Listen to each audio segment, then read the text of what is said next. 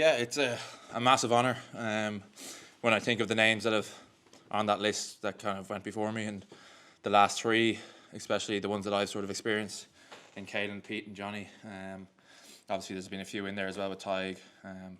These are sort of role models for me, and to be sort of put in the same list is a big deal, but I sort of made a point to myself to not think about it too much and just take it by day, and I'm very comfortable in the group, and it hasn't got to me too much, and I've enjoyed the week really. It's been nice. My phone's kind of been blowing up, and sorry if I haven't got back to anyone yet, but no, I've really enjoyed the week, and we've had a great week's prep, and everyone's ready for tomorrow. I saw a great photograph of you yesterday, aged 4, on the shoulders of Jonna Lomu. Can you talk us through that kind of image of you as a child, and fast forward your journey now to captain of Ireland?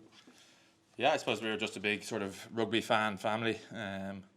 Dad would have got us in at a very young age, sort of down in Bective. And I suppose as the years went on and became a bit more serious, but it wasn't until I suppose I left school that I really took it seriously and saw that I might have had a shot at going in pro. So, yeah, we were always a massive rugby family, and it was all we talked about. And we'd be excited going to these games and watching these games on Saturdays, especially the Six Nations. So, kind of weird to look back through the eyes of a child, and yeah, it's nice to be here now, and I'm absolutely loving everything that has to go with the team, and yeah, thrilled to be here.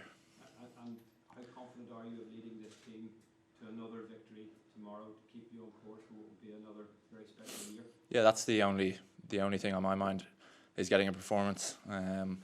We've gone well the last 2 weeks, but only at times, and we've definitely had patches in the games where we weren't at our best, and there was some sort of areas where we really need to work on to get an 80-minute performance. So that's one of the things we've been talking about, is making sure we start well and then continue that the whole game.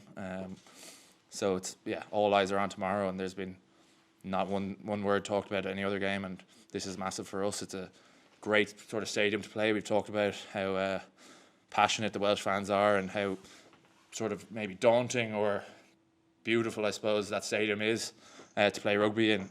So everyone's really excited about tomorrow. Still on live section. Has anyone got any questions in the live section? I'll ask one more. Yeah, of course. Obviously, there have been very special moments in this stadium, including Aaron's first Grand Slam in 61 years in 2009. Can I just ask you your own memories of that? You're obviously only 10 years old back then, but do you remember watching that occasion? To be honest, I don't have like one single memory. Obviously, I would have followed the team as a kid, but I couldn't tell you where I was now, to be honest, or where I was watching it. 2009 was probably, I could have been in Romania actually. Now that I think about it, I think we moved to Romania that year, so yeah, I was probably watching it from there. Not the answer I was hoping for.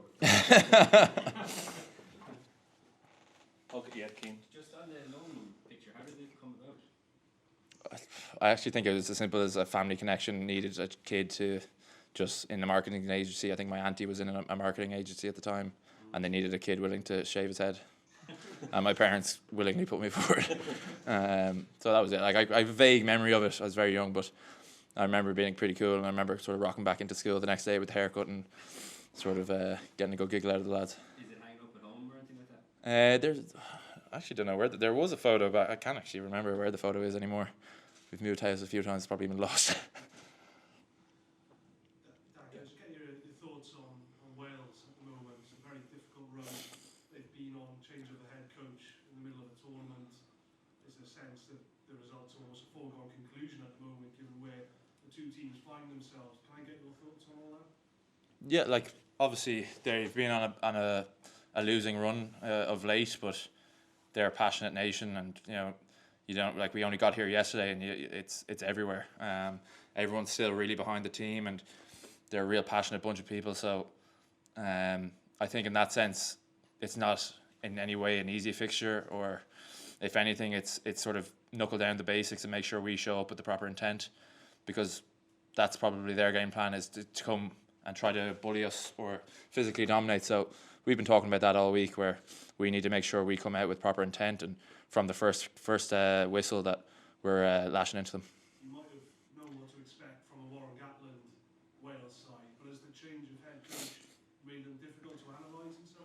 Yeah, it's kind of tricky, I suppose, when it's the week of a test game to sort of switch up or try to predict. So we focused a lot on what we can control, and that's us. But obviously, we talked a small bit about how Cardiff played, and they play a lovely sort of attacking style rugby, and they have great flow with it. So we've talked a small bit about it, but it's hard to tell how much that can change over a week, and we just sort of need to focus on what we can control, stick to our basics, and hope that the things we've put in place will handle anything.